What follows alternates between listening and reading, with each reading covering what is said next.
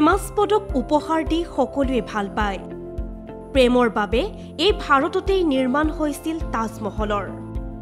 আজি কম এগৰাকী ভাৰতীয় ব্যৱসায়ীৰ কাহিনী উদ্যোগপতি গৌতম আদানীৰ কাহিনী গৌতম আদানীৰ পত্নীৰ 60 সংখ্যক জন্মদিন কিন্তু জন্মদিনৰ উপহাৰ কি দিলে জানেনে ধনাঢ্য ব্যক্তি গৌতম আদানীয়ে জন্মদিনত পত্নী প্ৰীতি আদানীক দিলে 60,000 টকাৰ অনুদান আপুনি নিশ্চয় আচৰিত হৈছে জন্মদিনৰ দিনটোত 60,000 কোটি টকা উপহাৰ এয়া আচৰিত হোৱাৰে কথা কাৰণ আপোনাৰ মোৰ সপোনৰো অগুচৰ এই ধনৰাশি পিছে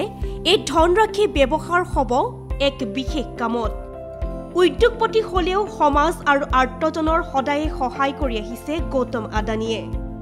বিভিন্ন সময়ত তেওঁ দি আহিছে দান বৰঙনি এবাৰ পত্নীৰ ট্ৰাষ্টলৈ এই 60,000 কোটি টকা অনুদান হিচাপে দিছে গৌতম আদানীয়ে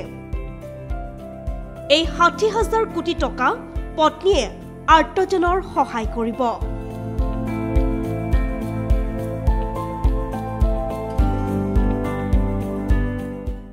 গতিকে পত্নীৰ জন্মদিনৰ দিনটোতো গৌতম আদানীয়ে কৰিলে এক মহৎ কাম 60,000 কোটি টকাৰ অনুদান আগবঢ়ালে যি খবৰে এটা দেশজুৰি চৰ্চা লাভ কৰিছে আৰু যাৰ বাবে আজি আমি গৌতম আদানীক বাছি ললো ফেস অফ দ্য ডে হিচাপে ইয়াৰ লগে লগে প্ৰাগ ফেস অফ দ্য ডেৰ পৰা মই ডিম্পিয়ে বিদায় লৈছো আপোনালোকে অধিক বাতৰিৰ বাবে চাই থাকিব প্ৰাগ নিউজ ডিজিটেল